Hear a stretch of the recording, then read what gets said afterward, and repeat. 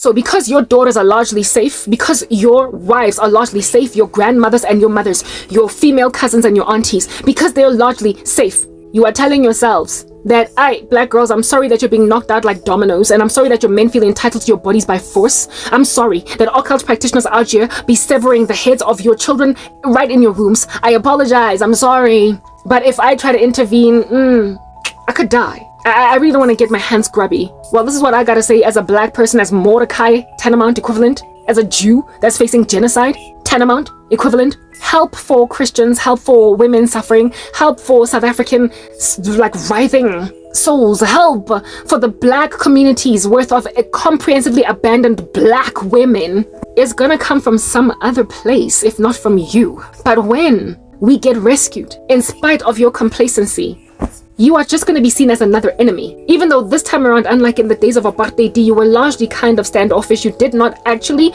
afflict the black man or the black woman. You just stood back and watched black people finish each other off. Just like Esther, she would have just stood back and done nothing to prevent the genocide of the Jews. So when then justice comes, everyone that was just sitting there thinking they can continue to eat papaya for the next 15 days with no ramifications of what's going on in Soweto, Khayelitsha, Gugulethu, I could go on. In corporate South Africa, where black women are ripped careers from underneath their feet, where we can't breathe, where we're insisted upon by Karabo junkies, men who say, I'm going to take you no matter what, a man that can call in a favor with your CEO to get you fired, call in a favor with YouTube to ascertain that you can't get anywhere, making sure that you will sleep with me, or else you will sleep with me. Bullies outside primary schools where little girls that can't fend for themselves have got to create little holes in fences in order for them to escape a bully boy that frankly in the climate of the right power, will flounder, will shake just like that little beast. When my cousin told him, leave my little cousins alone, or next time I'm gonna come with 5 people that are my size and you're all little scrawny teenage boys, I will mow you to the ground. When the right power comes and deals with an idiot, that idiot won't even fight you. Do you understand? They will just disappear. That idiot will just disappear. When the right power comes into the room, all of a sudden, the dynamics of this strange, abusing, persecuting entity will be eliminated. They will be fizzled away. This here, basically white folk and Indian folk, basically the rest of South Africa, it's a power dynamic. It's a wealth dynamic. Your country's majority black, so long story short, you can't afford to ignore black people because then if they implode, you crash. It's just the way that the things are. We are too much of a majority for you to ignore us. And the majority of the country's wealth is frankly not in the black community. These are power structures. We understand that with the wealth that they have, they can bully us in the black community, but they're not the be-all and end-all of the strength, and they don't have the majority of the wealth, even if they run the government, even if they are the president, even if they are the majority of the municipal councillors and blah, blah, blah. Even behind these government officials campaigning behind them at election time are white companies, white wealth, white moguls, tycoons, samaho are behind our president. So what I'm trying to explain is that unless you want to go back to Europe, because black people destroyed the country, you will stop standing back and watching black people kill black women. You will stop letting us get finished off because you're tired of watching black defeatism from a distance and hoping that something's gonna give. Because eventually you will regain power if you just ignore enough black people long enough. That might work in Europe because you're the majority there. But you can't ignore a country that has got a majority of one particular demographic. You can't ignore that demographic. You can't. Without in and of yourself caving in and imploding. South Africa is kept aloft and buoyant by a very defeatist conglomerate of one demographic, black people. We are the skeleton of the country alongside some of its muscles. Without us, you're just a bag of organs that can't walk. Without us, you're just a bag of what do you call this? You're a multicellular organism that is without a vertebra. You have nothing. We are the backbone of this country, and you can't afford for us to be killed off so violently. You can't afford for us to just be blown away like the chaff like that. Like these men, abatwele, I don't even know what makes them think that they have to acquire wealth through such a satanic means because white people didn't have to. Just the fact that they think it's okay for them to just give their aunts and their uncles and their children, just for them to think Uti it's okay and to like in a ritual so they can make money. I don't I'm sorry, I literally apologize. They just so easy. They easily just kill each other. Like, it's so easy. It is so easy. The names of sisters, brothers, cousins, colleagues, and human sacrifice rituals like it's a lottery, eh? Like pulling out a name out of a hat to draw. Today Karabo can die. Karabo today can die. Karabo Refile can die. Karabo Temba can die. All it takes for them to commit broad daylight murder and robbery is for them to just feel some kind of way about the success of another black person on the left and on the right of them. It's so easy for them to cast Gorobela spells on women, and when these women still don't want to be with them, to then say, "Ay, Suga, nobody says no to me, so they gotta die." Their Gorobela spells deteriorate to murder very quickly.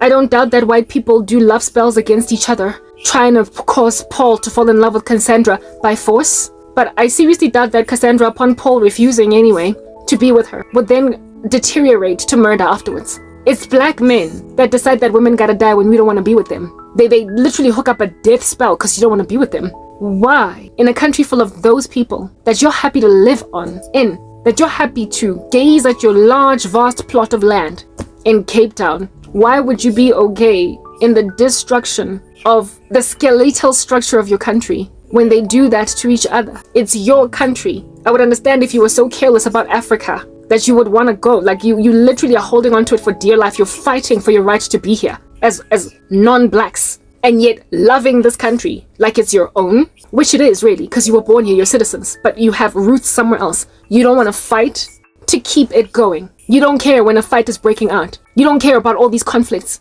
You don't care about the fact that there's unrest in certain places. Like, our pain is so exquisite as black women that you would much rather close your curtains and not have to look at the suffering of black women rather than do anything about it. Like, you just close your curtains.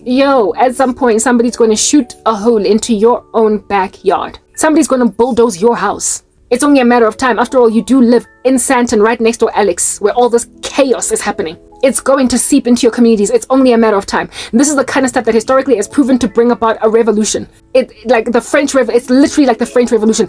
It tends to bring about a civil uprising. But a gentle answer stays away wrath. Appropriate recovery and response to injustice heals. When the unjustly treated are given some kind of amnesty or grace or mercy, they don't tend to get to brew and stew until they want to bulldoze your house. You see, war criminals will keep doing what war criminals do. They will keep raping women because no police station is open during a war. They will keep on looting houses because no police station is open during a war. They will keep on kidnapping children and making them child soldiers because, like I said, no police station is operating during a war. There's no due process. There is nobody coming for black people, especially black women, and especially neglected, abandoned, untrained, and uninspired black children that aren't given the right foundation to know how to act in the climate of so much disregard of their persons. If nobody is coming for these people, all they can become is bitter. We have got too much emotion, having been created by a holy God that gave us all this emotion as a shock absorber or an alarm. Like, our bodies warn us when we are not okay.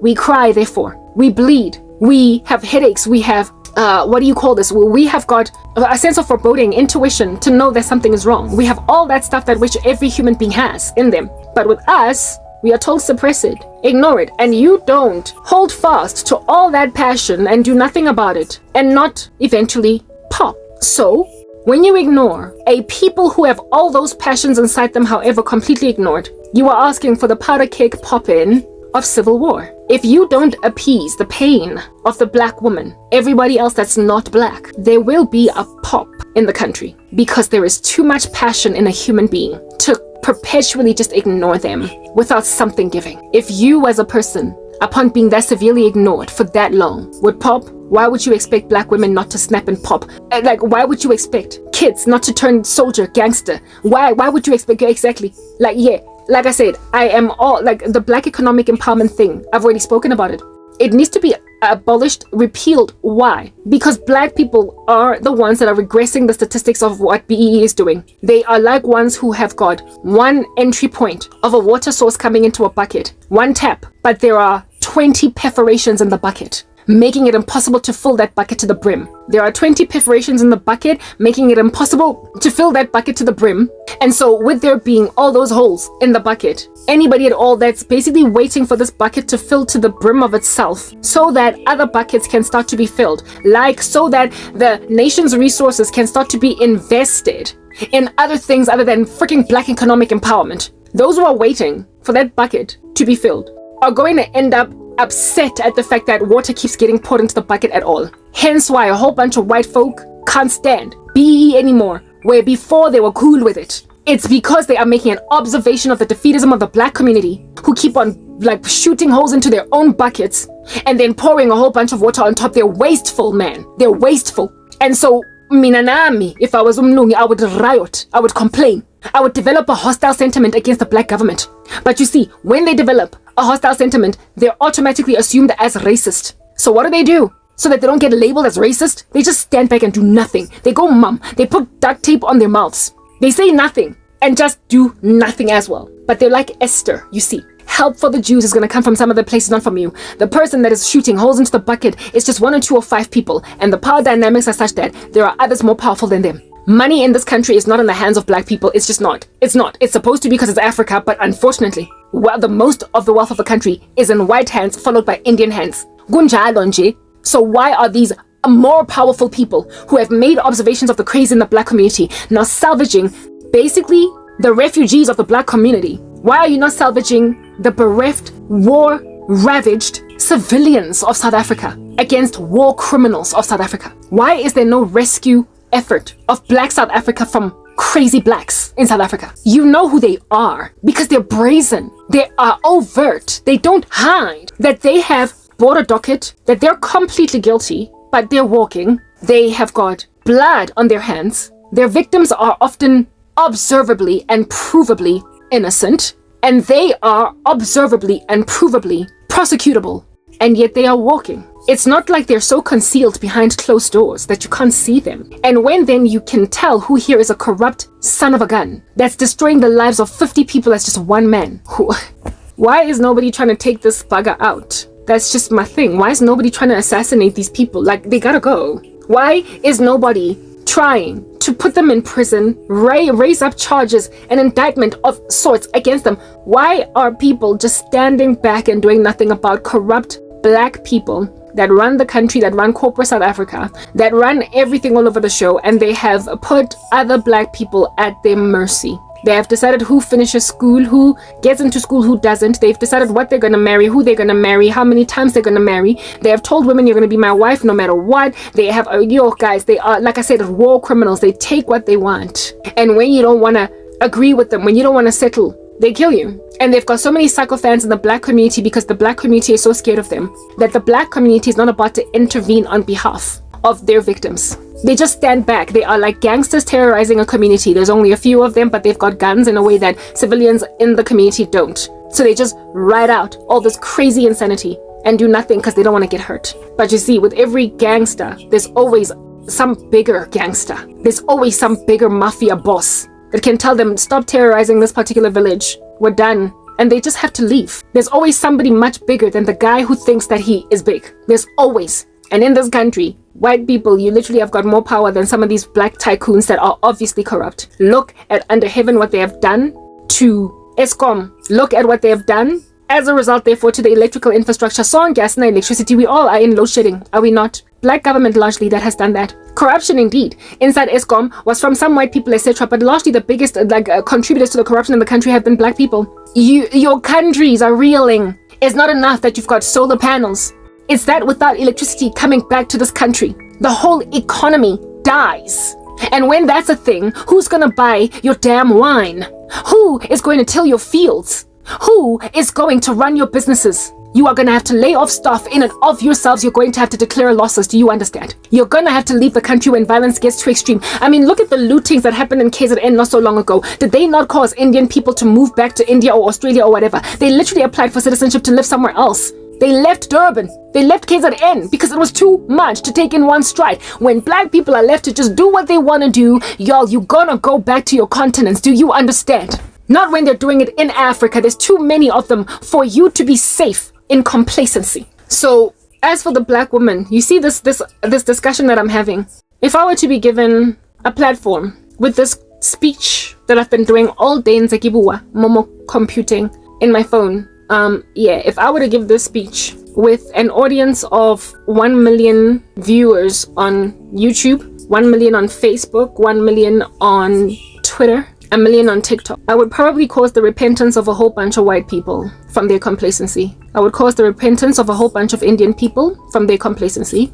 I'm powerful enough to cause even the repentance of these black tycoons that are destroying the country from their complacency. I would also likely inspire the fearful, the scared, the intimidated, the therefore timidly cowering away from doing anything about the menacing psychopathy of the spiritual black conglomerate that are using magic power to terrorize the black community. I would cause them to be emboldened to finally stand. The work that I do, I would give them counsel, advice that they would take, and they would uproot these issues. Essentially, the very thing that I'm saying right now, that the Bible says that if the people of God, called by his name, humble themselves and pray and repent from their wicked ways, the Lord will turn his wrath from that land and heal their land. They would hearken to me, they would listen, they would take the advice I give in my content. They would start fasting and they would start praying. And the uprooting of these P. Diddy's, these Sean Combs of the black community would just happen like that, dominoes. The powerful everywhere else would bring them low. Their sycophants would refuse to continue to kiss their behinds. The more powerful among the white conglomerate and the Indian conglomerate in this country would choose to now finally do what is right instead of literally keep every man to themselves. Their little Cain mindset where they're saying, am I my brother's keeper? They stop saying that. And so a whole bunch of arrests would be made. People would down tools on their magic wands and repent, and communities would pray. And so therefore, instead of coming up with strategies to run away from KFAS, escaping through little holes in the school fence, they would, as a conglomerate of primary school kids, understand KFAS is huge, right? To a bunch of primary school kids, to one primary school child, or maybe 2, 3, maybe 5. KFAS is gargantuan to 5 primary school girls. He's huge, he's tall, he's this like statue, this graven image. He's hard to tackle, and he's so strong with his 5 crew of boys or 7 crew of boys that maybe even 10 primary school kids might struggle with him. But if the whole primary school of these 6, 7, 8, 9, 10-year-olds, 11-year-olds, 12-year-olds, 13-year-olds, if they decided that enough is enough, nja, you're not going to terrorize our primary school anymore, and they decided to basically up weapons themselves and stone this guy, if they decided to throw stones at KFAS every day after school when he's standing outside of the school, because after all, he didn't carry a weapon, right? You all know that. He didn't carry a knife. KFAS did not carry a gun. He just carried his big body, his teenage body, and his intimidation tactic against primary school kids. All that KFAS had was the fact that people were running on nothing but fear. So if these kids walked out of school every day, each one of them make like David and pick up one shiny stone from the floor, just one. If every last one of them upon walking out of school carried a stone on some, literally, when I exit, I will throw a stone at that crew of little gangster boys sitting in a corner. And my one stone might cause irritation in him and maybe cause him to charge me. But if he decides to charge me with his 5 friends, the rest of us are going to use our little shiny stones. These buggers that keep on getting stoned by primary school kids, like literally, never mind stoned. All they need is to have primary school kids walk out of school every day with a stone and just let them know that if you dare come close to any one of these girls, these yellow bones, we got a stone, and just me alone with this stone might indeed have tomorrow you find me and handle me kadi washing. But 10 stones, RIP, bugger, you're not going to make it to tomorrow. 20 stones, 30 stones, bugger, you're going to die. You're going to die. And once you're dead, the police are not going to arrest 300 kids from a primary school. Your case is going to go cold. Your mom will bury you by yourself. You'll have 5 people at your funeral because you're a menace to society. Nobody will care that you're gone. It'll be good riddance because that's just the nature of vigilantism. If at all I was given a platform to speak to 1 million people, maybe we could stone KFAS, or we could threaten him with stones and he will just choose not to get stoned and leave. But you see, the sad thing is that KFAS, yeah, he set his eyes on me just like he set his eyes on my cousin when we were kids, and he's got power. So he has isolated me. He has made sure that my YouTube channel does not get viewed. He has made sure that I've got binary code for views, that even complacent white South Africa will still maintain a complacency where I'm concerned. they will still try to say black people will finish themselves off, not realizing that boomerang much, this thing here is going to come back to bite you in the behind. Yeah, Kefasa is trusting that nobody can hear my voice. And his sycophants are so exquisite. There's so very many, and they are so dumb that despite having access to my content, like the woman that this guy has paid at YouTube to sit on my content, listens to it. The woman that has taken away my advanced features at YouTube as a result of this bribery. The woman that has shadow banned my content. And the people that he called across this social media space to basically make sure my content goes nowhere so he can have sex one day. Yeah. Some of them listen to me every day because if a powerful man is going to be paying you a whole bunch of money to silence this content creator, some people out of curiosity will just sit outside of this person's life and listen to them. Like, he brought attention to my content by simply asking that I be shadow banned, like by simply paying this volume of money to his connections in these social media places. He caused people that were just administrating in the back end. He caused people that would never have looked at me to suddenly start listening to me because we know this guy. He is freaking powerful. And yet he is insisting that this no-brainer 40-year-old lackluster YouTube lady with like -7 subscribers be silenced, that no one can ever hear her content. This guy has paid us this much in dollars to silence this woman with only, like I said, -22 subscribers. She barely has anybody listening to her. Binary code. Some videos have no views at all. And here's this little animal paying us how much to cause her to be ignored by everyone. I want to see why. Just by mere virtue of paying this like loud bribe,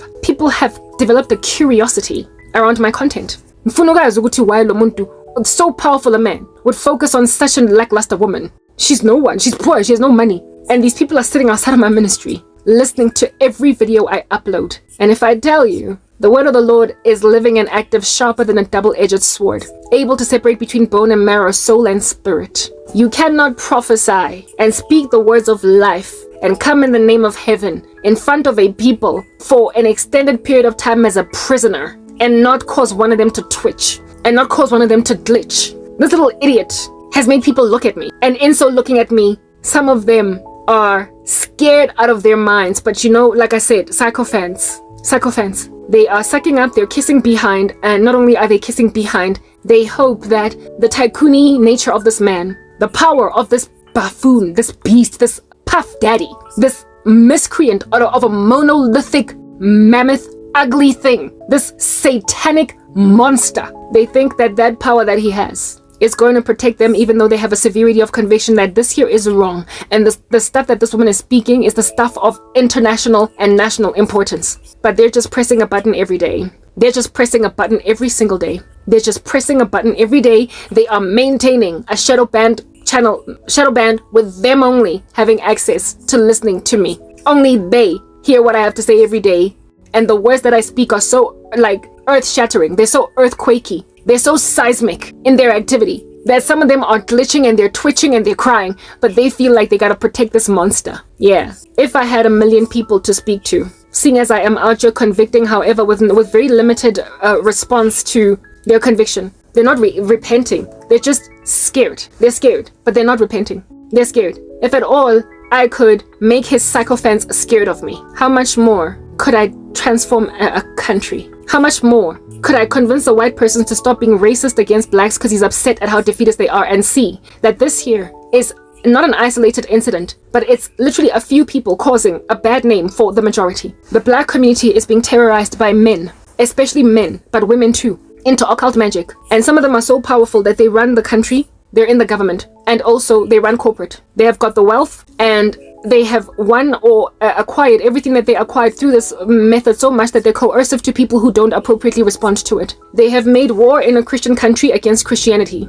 They have made war in a nation that is largely sort of kind of okay with the Jesus thing. Yeah, they have made war with Jesus in a Jesus country. They have determined to exsanguinate Christianity from the floor of South Africa. They actively kill Christians. They dedicate their covens to the decimation of the church in a country that is still trying to hold on to Christian Judeo principles. They're killing your prophets, they're killing your priests, they're killing your evangelists, they're killing content creators on social media that are trying to give the gospel. They are giving favor to those who have made South Africa a dark country with no electricity. They're giving favor to those who have made South Africa an unskilled nation with lackluster quality skill in whatever spheres of society that we are at, because they have chosen to rather place each other in positions of honor instead of really truly skilled people. And when you mess with the true skill level of a country, you mess with the economic success of that country and its prosperity in proliferating whatever agendas it is trying to proliferate. You need smart people, and you also need the best of people out here trying to shift the paradigms of your country. In order to lead the nation from one place to another, you need really clever people. So basically, these individuals are state capturers. They are cooing the country that you have come to love, on which you own a farm winelands. Yeah, they are the reason why there's looting all over the show. They are the reason why company executives have got to feed their creative teams drugs to get them to innovate, because the creatives are sitting at home like Karabo gathering dust. I told you that story the other day of one of my mom's friend's kids having a drug addiction because he was fed drugs by the executive of his company, because apparently, allegedly, drugs is what it is that was needed for them to innovate. That's what's going on down in the street. Your country is being unraveled one stitch at a time. But it is being unraveled by a handful of people that, however, hold quite a vast amount of wealth in the black community, and they are terrorizing the one community that makes up the majority of your country. Your complacency is homicidal. It is suicidal. It's a kamikaze mission. It's not going to do anything for you. We are dealing with a K-fuss over here. Do you understand? These men and women are like K-fuss, bewitching all of South Africa into obscurity.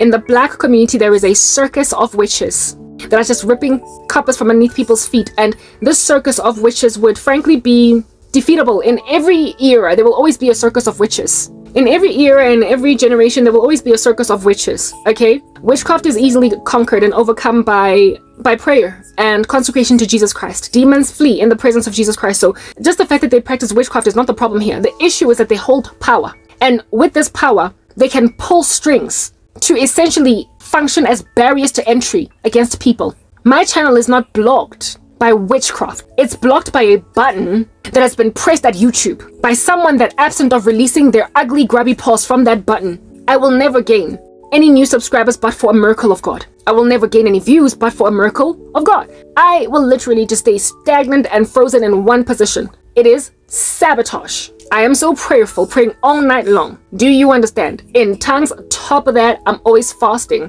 I've been in a fast for like 2.5 months non-stop. It's just my life.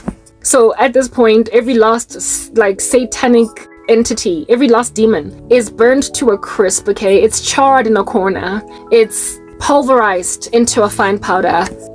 There's nothing that can survive the climate of prayer that I live in 24 hours a day. But guess what continues to stand and walk these streets in spite of demons being pulverized to a fine powder? Crazy people that are holding on to their guns, like Pharaoh in Egypt, holding on to God's people. All of these demons got pulverized. We all know what happened to the snakes of his sorcerers and magicians. They were eaten by the snake of the staff of Moses and Aaron. They were engulfed by red waters of blood, engulfed by froggies, a cornucopia of locusts, a swarm out here eating at their crop, animals dying. And yet Pharaoh, a human being. So basically demons dropping like dominoes, angels in heaven ransacking the spiritual ecosystem, but people being like, they're my workforce, I'm not going to let them go. We're dealing with mere mortals here who have no regard for the effective, fervent prayer of a righteous man that avails much. But just like with Pharaoh, their hearts are hardened, so their sons can be killed, their children can be killed, and so they, after their firstborn children get killed, can in and of themselves just kind of perish in the Red Sea. They stay stubborn, holding on to a people that have prayed away their demons. While the God has planned a nice little casket for them, a watery grave. But at what point does that watery grave come? That is my point, South Africa. The watery grave of Pharaoh and his men, his soldiers, comes after the destruction of Egypt. Are you catching? Plagues fall. Your firstborn children die. Then only these sycophant having freaks of nature that keep on bewitching all of South Africa, then only do they get engulfed by the Red Sea. So do you see, they're on a kamikaze mission, like proper suicide vests out here in these streets, bombing a restaurant, killing everybody in there and themselves. They're killing South Africa. Like I said, the country is like a fishy outside of the ocean, flapping, about to breathe its last. and nobody is taking this little fishy and throwing it back in the ocean, the country will die first before God will allow the death of his Christians, his children, his sensibility in the land. The Lord will extract Noah, Daniel, and Job, but he will kill all of you. So yet again, Esther of South Africa, help for me is coming from some other place if not from you. But when it comes, your firstborn children will be dead. Blood waters will have been all you had for drink. You will have had 3 days of darkness. You will have had a swarm of locusts. You will have had animals die on you. You will have had a whole bunch, a cornucopia of frogs hopping all up in your grill. You will have had signs and wonders of your stuff being eaten by the staff of Karabo. You will have watched miracles on Mount Carmel be performed and still maintain the stubbornness just going. You will then only, once you are nice and emptied as a country, finally hear of the funerals of these miscreants. You will finally hear of the death of these tycoons that had to die. You will finally hear of the arrest of P. Diddy. You will finally hear in the pipelines and the grapevines or whatever of the comprehensive destruction of the men and women who destroyed your country, had it for breakfast, lunch, and dinner, but you were complacent and did nothing, so I guess you gotta lose your firstborn children. There are consequences to sitting around and doing nothing. Help for the Jews will come from some other place, if not from you. And when it comes, you will also be met with a plague that's going to hit the enemies of God. But who knows if you've not been put in a position of this nature for such a time as this. Listen. In the case of Purim, in the case of Esther, right? The story of Esther in the Bible. Esther did intervene, and her husband Xerxes, who was a Persian king, a pagan king, therefore, was spared. Esther, Xerxes, and all of Iran, ancient Iran, modern day Iran, ancient Persia. The whole country was salvaged. The only thing that died was the perpetrator and his family. The only thing that died was the pest in the hair, the tick in the hair, the parasite. The only thing that died was that little monster Haman. Not only that, God's people were given weaponry and a right to fight their own battles if people wanted to displace them. And so people stood back and said, no, we're not going to fight the Jews because the king has hooked up an edict saying, if at all anybody comes for you, you have a right to fight for yourself. And so a lot of people chose not to fight them. They chose not to carry on with their anti-Semitism. So Iran was spared because Esther intervened. That's the case between immediate action. Difference between immediate action when warned that if you don't do anything there's going to be a plague versus delayed action. Pharaoh walked in delayed action, whereas Esther walked in immediate action. The immediate action of Esther stayed the sword from all of Persia, whereas the delayed reaction of Pharaoh brought the sword on all of Egypt. Your country is dying, South Africa, from your delayed reaction. But in both cases, the people of God were saved. In the case of Purim, the Jews were maintained in Persia. And in the case of the Exodus, in the case of Moses's people, in the case of the Hebrews in Egypt, God's people only survived. So I mean, really here, what is the best outcome for us all here? It is to make like Esther. That is the amicable solution. Absent of walking in an amicable solution of which, if at all we reach an impasse, Egypt gets engulfed, but God's people get spared. So help for Karabo is going to come from some other place, if not from all of y'all. But when it comes, you will fall with your deadbeat South Africa. But who knows if you have not been salvaged and put in the king's palace for such a time as this. What I'm getting at here is that I'm not scared of Kephas, you see. Because I belong to the Ancient of Days. I belong to the one who sends me help, whether or not you feel interested or intrigued even in the slightest to do anything. Whether or not or you are actively trying to see if you can't pull in a favor for Karabo. Bottom line is, I'm gonna get salvaged with or without you. All these Korobela monsters that want to take me by force, expecting me to cut my losses, expecting me to grovel at their feet. Hey, they want me to apologize for what? I don't know. And they think my funeral is up and coming like a new movie. They thoroughly imagine I'm dying. They do. But so too did Haman think Mordecai was about to die. You know what I'm saying? Yeah. So too did the satraps and administrators anticipate that we are about to have a funeral for Daniel. Yeah. So too did the soldiers around the fire of Shadrach, Meshach, and Abednego think that they're going to be, picking up the ashes of these people and throwing them into the ocean or whatever. They always think that we're dying until it's them that are out here having some crazy widows out here mourning, all bereaved, that had to die. They had to go. They had to die. Widow, kuparibuwe ulelang mona hao o sentse maphelo a batho ba 79 O bolaile di-family tsa hae tse 4. O ntse le busy mo a kwalla diminyako for some innocent intern in the office o hanneng go bala le yena o llelang. Le wena ke a o ka tla pating re lo celebrate taba hore ntja ya hao e tlhokafetse, because that's what it was a dog. It had to die. Their widows are going to be mourning in a way that's going to cause people to crease their foreheads because, like, don't you see that this thing had to go? Yeah, Haman was out here planning Mordecai's death, and he was hung at the very gallows that he set apart for Mordecai. It's swinging like a pendulum on a noose. Oh, look at that. And yet that was my noose. I've got a cemetery, a grave open, dug up and everything at West Park Cemetery. But he's gonna hop in there. Just like the satraps and administrators are the ones that went into that lion's den. They have set apart my funeral and everything. They've come up with speeches, a funeral wreath, flowers. They've done an obituary in the newspaper is already written in the future. But all the details of who passed away, the blank space, their name is going there. But hey, like I said, they'd already made funeral arrangements. Help for the Jews will come from some other place if not from you. And when it comes with them, you will enter the casket. But who knows if you've not been put in this position for such a time as this. I'm trying to explain, black women, I'm getting to this particular point. We get that the world ignores us. We get that we can cry in police stations and everybody be like, "Ungazokhala police station." We cry when when rape kits are being done. We're being told, "Ish, just relax. You're about to see a shrink. A shrink." We just keep getting told to stop crying, all right? Even though our tears and this passion is God's shock absorber to sorrow. And when we can't employ the shock absorber, we just stew and brew until we pop. Yeah, I'm inviting you to get on your sides, black women. A God that can turn the tables on a stubborn pharaoh, that insists that your tears don't matter, and that is prepared to go and literally squander the resources of a nation, lay it waste, cause all of his crop to get consumed by locusts before he will let the people of God go, but not first before causing the death of your firstborn child. Those are your kings. That's the issues with your stubborn, menacing, twilified beasts that gotta die, with widows that are gonna be crying crocodile tears because this little idiot had to die.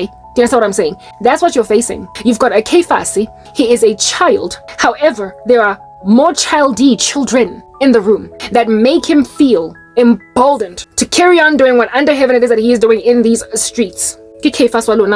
So he bullies you because you're more childy as a child, even though in and of himself he's a child. Black folk, you've been kept in childlike state. Do you understand? Black women have been ignored comprehensively. We cry and nobody comes to us. We can't therefore nurture our children. We can't take care of wounded soldiers because we are so freaking ignored. We are angry all the time, blowing steam on rooftops with everybody having no regard for our case. We are able to overwhelm monolithic structures, but everybody keeps on out here mumming our voices. We've got men who feel entitled to our bodies, keep on slapping us, they then kill us. That's what in the under heaven is going on over here. As able to reach as we are, we nonetheless are smothered in our voices. And so granted that we are as smothered in our voices as we are, I guess when we keep on talking to only 2 people in the room, all we can tell them is help for the Jews is coming from some other place if not from you. And when it comes, you're gonna die too. But who knows if you've not been put in this position for such a time as this. We understand you are prolific psychopaths. We understand you feel entitled to the bodies of virgin girls in primary school as a teenage boy that's dropped out of school. We understand, okay, fuss, that you can intimidate some kids until they take you long dry to go home. Scared to tell their parents because don't nobody care about the black kids' laments, right? But eventually God is the one that raises up a standard against a wicked man and a wicked woman, a wicked force in the city that is intimidating some children. He says, suffer the little children to come to me. He says that if anybody causes these little children of his to sin, it'll be better if a millstone were tied around their neck and for them to be thrown in the ocean. The Lord has a bone to pick with people who are to be trying to take the virtue of children. And that's what that little monster was doing back in the day when we was just like 13, not like 10. Under 10.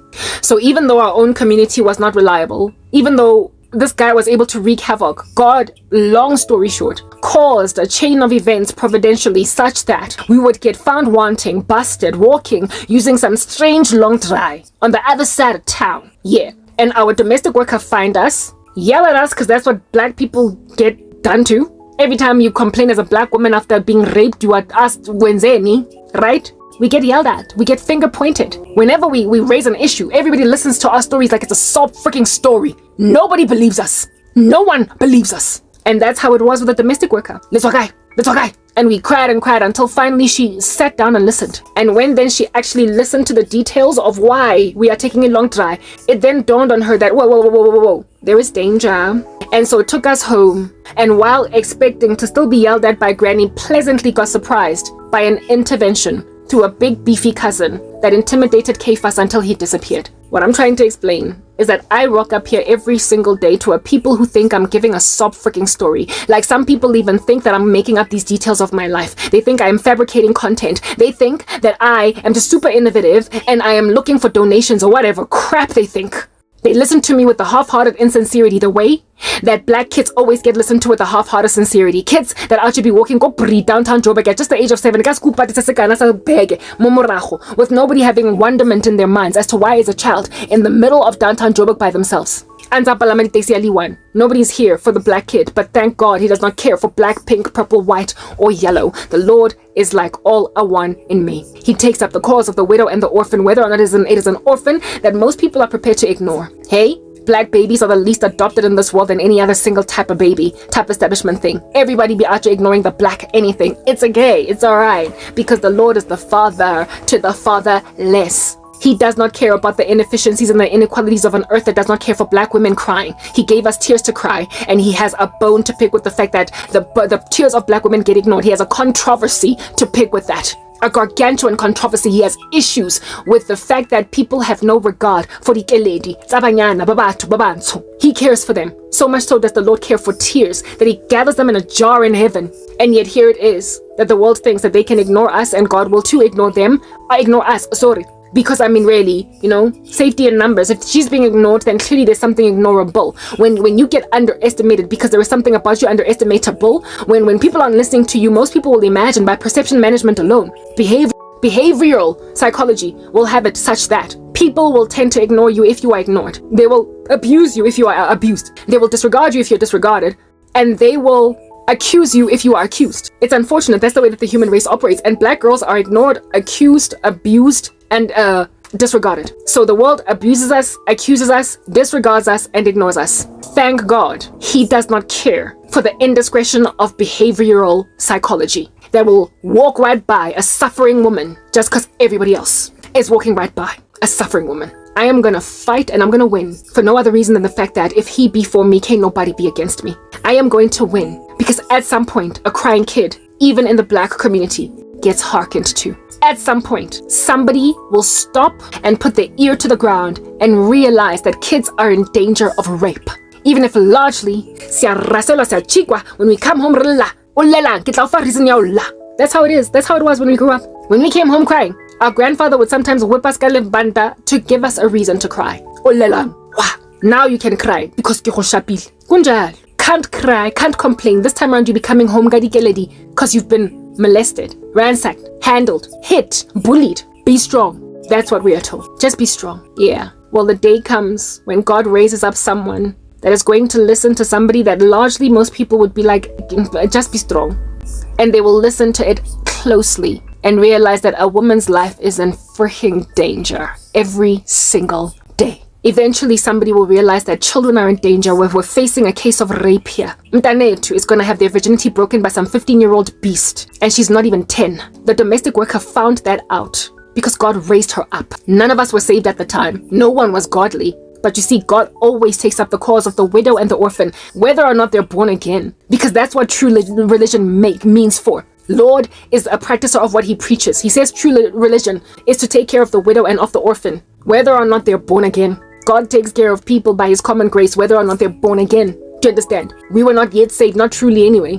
We used to go to church on Sundays, but really, whatever, it was fluffy. We were insincere. But the Lord saw that rape was coming to the family. He saw. The Lord saw that trauma, withdrawal was going to come to a little girl that was going to be made to walk home with a 15-year-old boy that was going to have sex with her. God saw it. And all of us were the initial buffers because we all took a long try as a scheme. Sabangani walking back home, and my cousin and I and other of my cousins, we would take a long drive for the sake of my cousin. So the kids protected each other, like in the movie Stand By Me. But just like in the movie Stand By Me, if kids don't eventually have an adult force coming through, some kids are out, you're gonna pass away, playing out in the wilderness, trying to have each other's backs. Kids can't raise each other. They cannot protect each other. They need elders. Do you understand? And God raised up an elder. God raised up an elder, somebody that was older than us, a 23, 24-year-old woman, our domestic worker, that put her ear to the ground and realized that uchika bana mahala. There's a reason why they are walking, taking it long triangaga. They've been scared to speak. And so she raised it up with my grandmother, and my grandmother raised up my cousin, who was this butch force that got rid of this menacing structure. So in the event that my unheard content, where I'm not reaching millions of people and so likely converting all of South Africa to Christ, bottom line is, somebody will come for my salvaging, with or without me having a handsome audience on YouTube. Somebody will happen upon my content, cause unazola YouTube. Just like my, who's this, cousin? Not cousin, but the helper, the domestic lady, our nanny. Megazula lo muntu afuna ukujola nje to get seen by boys that were gonna shella her on the street. She was just zularing as a young woman zulas in the streets of Soweto. And her zularing made her find out that there is something monolithic, gargantuan, and very devastating coming to the family. We are dealing with a repeated rape case of a 10-year-old girl. Under 10. We were not even 10 yet. I don't even think we were 10 yet. And this girl was going to be converted into a harlot, a whore of the school, with nobody knowing that she frankly was coerced but did not say anything. Because kids that get molested barely ever are just screaming when their rapists are doing what they're doing. They think that they deserve it. They think that they're bad girls if they speak out. They just go mum. And then they just withdraw afterwards. This woman zolad the streets of Soweto, not really looking to rescue anybody, but did. She was not looking to save kids, but she did. And her initial reaction to us was, you're in the main road, you're gonna get killed. What's wrong with you? Ultimately, when the kid bursts out into tears, she listens and realizes that, like I said, something traumatic is coming to the family. What I'm trying to explain is that we get that the black girl is largely ignored, okay? We get that the black child is also largely ignored. Basically, that which makes for true religion, take care of widows and of orphans, women and children. Nothing of that nature is happening in the black community. Bottom line is, every so often there is a good Samaritan. And that good Samaritan might not even be all that good, because they come in with accusations straight away. Like I said, the black girl is largely ignored, largely accused, largely disregarded, and largely, what is the word that I am looking for? She's ignored, accused, disregarded, and you get my point. You remember it was 4 of them. That's what the black girl is, right? So we are guilty before proven innocent. Our tears don't get hearkened to. People don't ask us what's wrong when we're crying. They assume that we're throwing our toys out the cot and are drama queens. So initially, you will be responded to with that attitude. Initially, you will be responded to with something must give. Something is up. Just like we were innocent, just trying to survive. Long dry and everything. And when then we got found on a strange street, taking a long drive to go home, we were initially yelled at until finally hearkened to. I have spent a decade, and especially the past 2.5 to 3 years, coming on YouTube, complaining against these psychopathic monsters that are rapey. These men who feel entitled to taking women, that will slap you in korobela time and time again. Some of them of which are HIV positive, so I don't know what they want with a woman that's been chased for years. I lament and I speak against these monsters so much. I even spoke some time ago about how it is that I want them dead. I am petitioning like no man's business God, because they have blocked me on all sides, ascertained that I go nowhere. Do you understand? Have taken umfazi that they imagine because una 40, she's eventually going to lay under me and gun. They have chloroformed me and caused me to be unconscious for a season, and I disappeared from my ministry and I came back. And now they're trying to pin me to the ground and have me anyway. They want to close my mouth, they want to close my ears, and they keep on putting a gun to my head and pulling the trigger, but it keeps on jamming. I pray away their death spells. I pray away their korobela. Everything about it, and they have determined come hell or high waters. They don't care. They want me dead.